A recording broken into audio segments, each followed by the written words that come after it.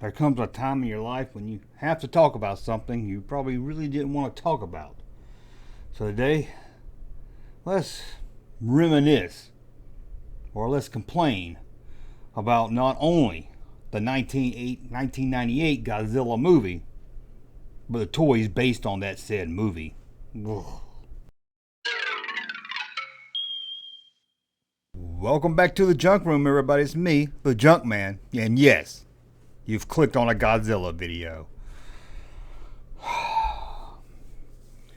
Before I rant about the movie, let's put everyone in the mind frame of 1998. We had just come off, a year or two before with Independence Day by what's his name? What's his name anyway? How do you say it? Roland Emmerich. Sorry about that. Roland Emmerich. Independence Day. It wasn't the best alien movie ever made, but it was a fun movie about aliens come to Earth. Unlike Mars Attacks better, but it was a fun summer event movie. So we were all hyped up when we found out this guy was bringing Godzilla to the big screen, although he reportedly had said that he wasn't even a fan of Godzilla. Now, was I a fan of Godzilla?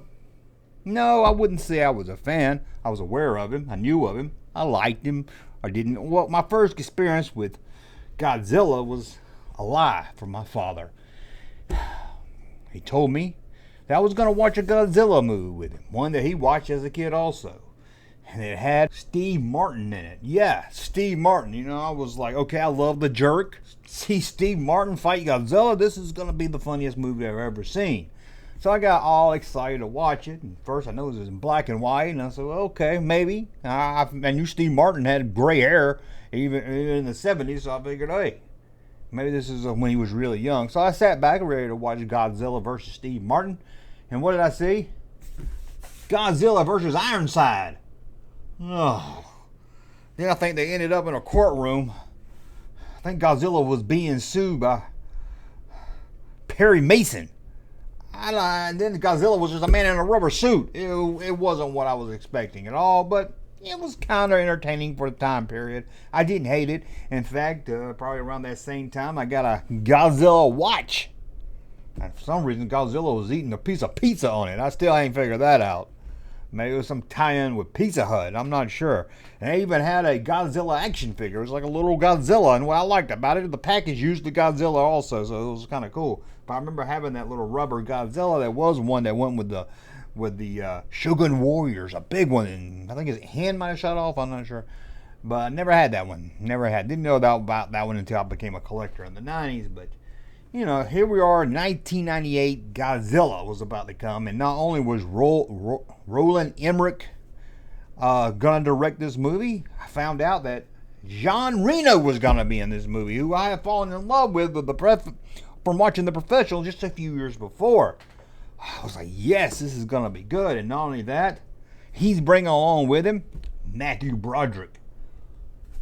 Hello, David Lightman, War Games. I was like, who better yet to fight Godzilla than David from War Games, and of course, the Bueller of all Buellers, Ferris Bueller. The movie was lining up to be great. They released a poster that got us hyped that said size does matter. We were getting really excited.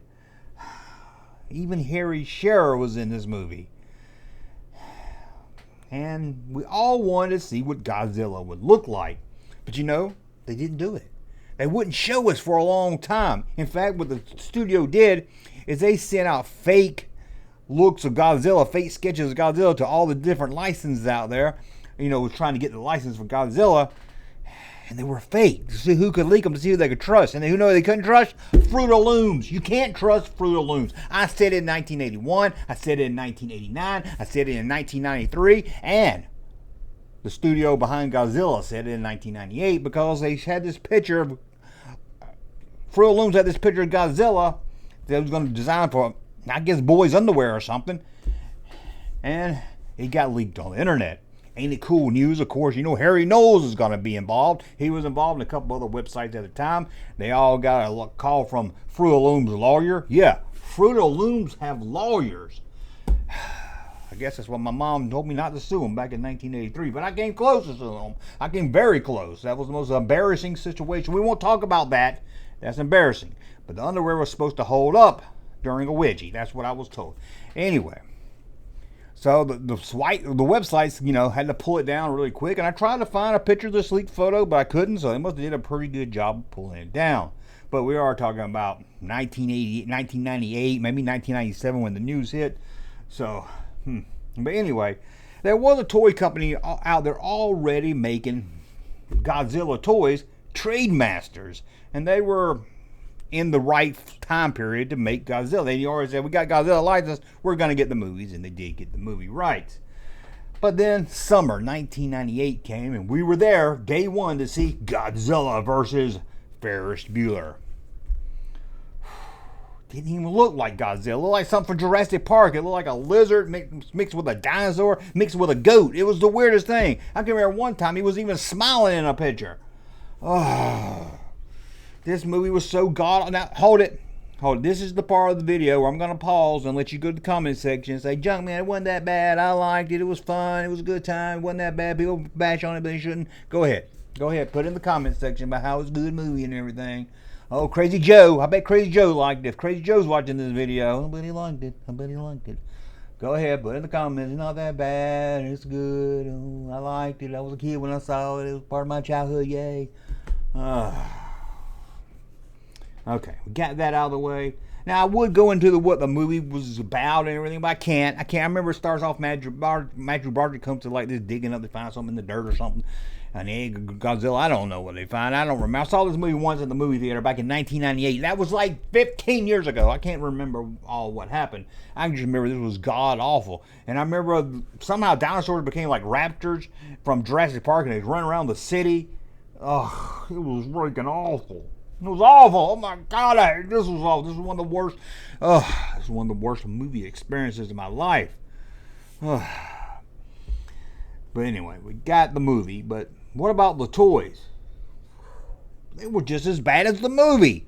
And they sat around in toy shelves forever. And the worst of all was those talking Godzillas that was motion action. So every time you walk down the toy aisle at Toys R Us, they would yell at you. Ah, I'm Godzilla or something. I don't know what it would say. Now, the Trademasters did do ID4 and they had an alien. His face would open up and it would do that. But these Godzillas, man, they were all over the store. Couldn't walk down the aisle. Oh, I feel sorry for people that was working at Toys R Us in 1998. But let's just talk about the toys they did make. Ugh. Let's get through this. First up, I remember they did a bank, a little plastic bank, had Godzilla, Lizard Godzilla. Godzilla wasn't a lizard. Godzilla was a monster. Oh, who designed this thing? But he's standing next to the Empire State Building or something. I guess he's trying to be the next King Kong. And you put coins in his bag or something. Who cares about that? Now, we're going to talk about the box, electronic ones that you walk by. I'm walking at Toys R Us. I'm shopping in the 90s. You just wanted it. They always put them on the bottom shelf, too. So you can kick them. Because I damn sure kicked them all over Toys R Us. I know that. Anyway, there was 5 different ones. There was 5 different ones. I ain't gonna sit here and name them all. Maybe we'll throw them up here in the pictures. Maybe we won't. I don't know what I'm gonna do. It's hard to get excited about doing a Godzilla movie. God, this movie was horrible. At least if you did like the movies, Trademasters Godzilla figures did look like what you saw in the movie. They didn't look like Godzilla. Not the Godzilla I had that was eating a piece of pizza on a watch. But it did look like Godzilla from the movie. And then they did some more bigger figures also. That these didn't talk. These were more, I don't know, just stand them around with the figures, I guess. Because if you bought the talking one, you put it in your room, I can't imagine. I bet the thing went off all day. So they had 3 other ones that just, stood there and looked all menacing. I'm Godzilla. I'm a lizard. Jurassic Park made a lot of money, so let's make it a little more like a dinosaur. Then they did baby ones. Yes, a set of babies. Baby Godzilla. They even called them baby Godzillas. And they was, oh my God, there was a lot of them. It was 8 of these. 8 of these little, and they look like dinosaurs. I know Jurassic Park was a big hit, guys, but come on. You could just turn Godzilla into a big hit. Now let's get to what the basic figure said. First, they had Godzillas on cards that matched with the figures. There was supposed to be more, but I don't think they were really in scale with the figures. I think if you wanted them scaled, you had to get the big Godzilla. But they did 2 Godzilla on card, on a regular card, like a classic card. It has a big eye on it and everything. Oh my God, this movie's horrible. Remember they had Siskel and Ebert in the movie, but it wasn't them. And they was like making fun of Siskel and Ebert. You don't make fun of Siskel and Ebert.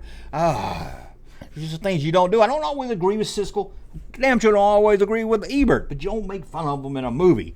You do that, you get thumbs down, you're guaranteed. But let's talk about the human figures. That's right, finally a Matthew Broderick figure, and I can take a Leon figure or a Janet Reno figure and make it into a Leon figure. Yes.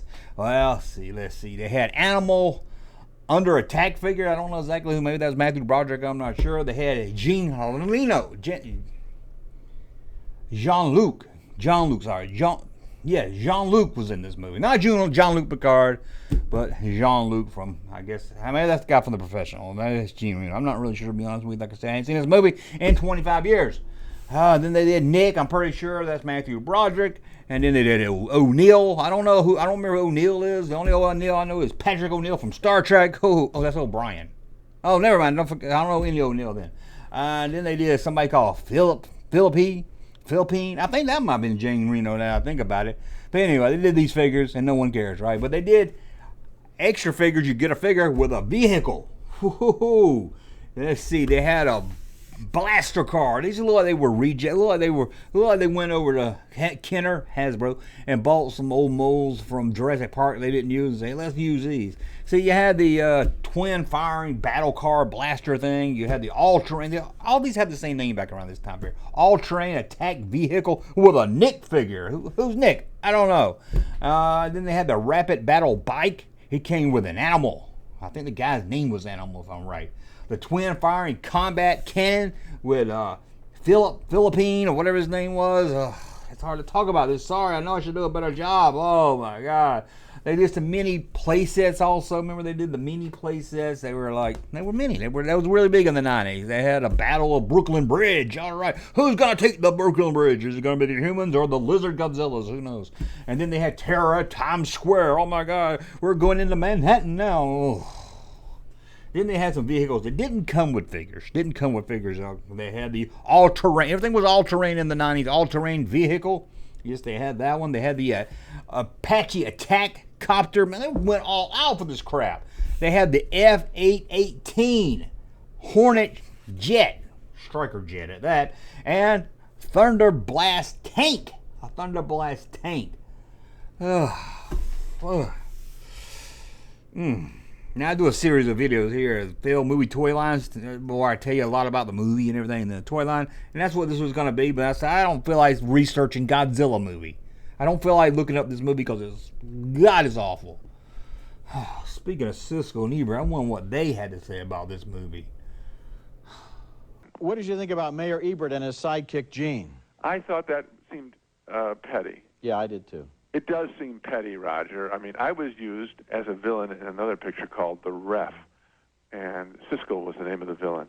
And, you know, it's such a distinctive name, an odd name, that, you know, audiences are thinking, well, all right, when's Ebert going to show up? Now, you shouldn't be thinking about that during a picture.